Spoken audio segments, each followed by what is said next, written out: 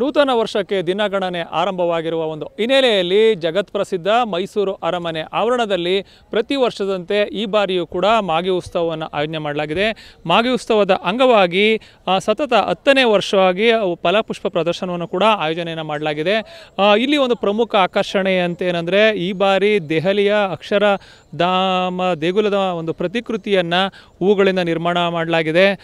ಇದು ಸಾಕಷ್ಟು ಒಂದು ರೀತಿ ಆಕರ್ಷಣೆಯನ್ನು ಇಲ್ಲಿ ಉಂಟು ಮಾಡುತ್ತೆ ಅಂತ ಹೇಳ್ಬೋದು. ಯಾಕೆಂತಂದರೆ ಒಂದು ಸುಮಾರು ವಿವಿಧ ಬಗೆಯ ಹೂಗಳಿಂದ ಇದನ್ನು ಅಕ್ಷರಧಾಮ ದೇಗುಲವನ್ನು ನಿರ್ಮಾಣ ಮಾಡ್ತಾ ಇರೋ ಒಂದು ಹಿನ್ನೆಲೆಯಲ್ಲಿ ಒಂದು ಪೂರ್ಣಗೊಂಡ ನಂತರ ಇದು ನೋಡುಗರ ಒಂದು ಗಮನ ಸೆಳೆಯೋದ್ರಲ್ಲಿ ಯಶಸ್ವಿಯಾಗುತ್ತೆ ಅಂತ ಹೇಳ್ಬೋದು.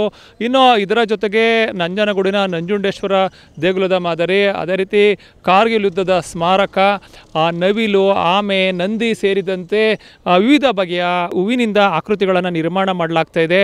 ಇದರ ಜೊತೆಗೆ ಸುಮಾರು 35 ಬಗೆಯ ಜಾತಿಯ ಹೂವಿನ ಗಿಡಗಳನ್ನು ಇಲ್ಲಿ ಪ್ರದರ್ಶನಕ್ಕೆ ಕೂಡ ಇಡಲಾಗ್ತಾ ಇದೆ. ಸುಮಾರು ಸಾವಿರಾರು ಸಂಖ್ಯೆಯಲ್ಲಿ ಹೂವಿನ ಕುಂಡಗಳನ್ನು ಇಲ್ಲಿ ಜೋಡಿಸಿ ಇಡಲಾಗಿದೆ.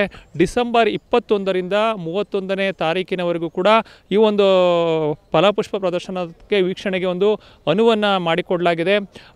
ಇನ್ನು ಈಗ ಡಿಸೆಂಬರ್ 25ಕ್ಕೆ ಕ್ರಿಸ್ಮಸ್ ಬರುತ್ತೆ. ಅದೇ ರೀತಿ 31ರ ರಾತ್ರಿ ಒಂದು ನೂತನ ವರ್ಷವನ್ನು ಕೂಡ ಬರಮಾಡ್ಕೊಳ್ಳೋದಕ್ಕೂ ಕೂಡ ಅರಮನೆ ಆವರಣದಲ್ಲಿ ಸಿದ್ಧತೆಯನ್ನು ಮಾಡಿಕೊಳ್ಳಲಾಗ್ತದೆ. ಇದೇ ಒಂದು ಹಿನ್ನೆಲೆಯಲ್ಲಿ ಅರಮನೆ ಆವರಣದಲ್ಲಿ ಒಂದು ಸಾಂಸ್ಕೃತಿಕ ಕಾರ್ಯಕ್ರಮಗಳ ಆಯೋಜನೆಯ ಜೊತೆಗೆ ವಿವಿಧ ಬಗೆಯ ಕಾರ್ಯಕ್ರಮಗಳನ್ನು ಕೂಡ ಆಯೋಜನೆಯನ್ನು ಮಾಡಲಾಗ್ತಾ ಇದೆ. ಡಿಸೆಂಬರ್ 21ಕ್ಕೆ ಇದು ಉದ್ಘಾಟನೆ ಆಗ್ತಾ ಇದು 5 ಗಂಟೆ ಸುಮಾರಿಗೆ ಇಲ್ಲಿ ಉದ್ಘಾಟನೆಯನ್ನು ಕಂಡ್ರೆ ಆ ನಂತರದಲ್ಲಿ ಡಿಸೆಂಬರ್ 21, 25ರವರೆಗೂ ಕೂಡ ಸಂಜೆಯ ನಂತರ ವಿವಿಧ ಬಗೆಯ ಕಾರ್ಯಕ್ರಮಗಳನ್ನು ಆಯೋಜನೆ ಮಾಡಲಾಗ್ತಾ ಇದೆ. ಖ್ಯಾತ ಹಿನ್ನೆಲೆ ಗಾಯಕ ವಿಜಯ ಪ್ರಕಾಶ್ನಿಂದಲೂ ಕೂಡ ಸಂಗೀತ ಕಾರ್ಯಕ್ರಮ ಇರೋದು ಈ ಬಾರಿಯ ಆಕರ್ಷಣೆ ಅಂತ ಹೇಳ್ಬೋದು.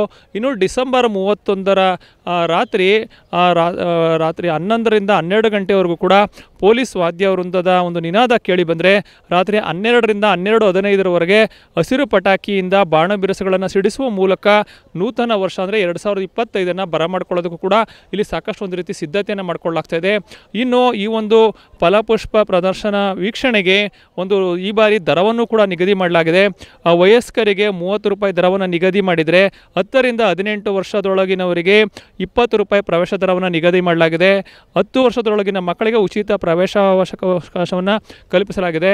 ಒಟ್ಟಾರೆಯಾಗಿ ಡಿಸೆಂಬರ್ 21ರಿಂದ 31ರವರೆಗೆ ಅರಮನೆ ಆವರಣದಲ್ಲಿ ಆಯೋಜನೆ ಮಾಡಿರುವಂಥ ಈ ಒಂದು ಆಕರ್ಷಕ ಒಂದು ಫಲಪುಷ್ಪ ಪ್ರದರ್ಶನ ದೇಶ ವಿದೇಶಗಳ ಒಂದು ಸಾವಿರಾರು ಮಂದಿ ಪ್ರವಾಸಿಗರ ಮನಸೂರೆಗೊಳ್ಳುವ ನಿಟ್ಟಿನಲ್ಲಿ ಸಿದ್ಧ ಮಾಡ್ತಾ ಇರೋದ್ರಿಂದ ಅರಮನೆ ಆವರಣ ಸಾಕಷ್ಟು ಒಂದು ರೀತಿ ಒಂದು ಚಟುವಟಿಕೆಯ ಕೇಂದ್ರ ಬಿಂದುವಾಗಿ ಪರಿಣಮಿಸಿದೆ ಅಂತ ಹೇಳ್ಬೋದು.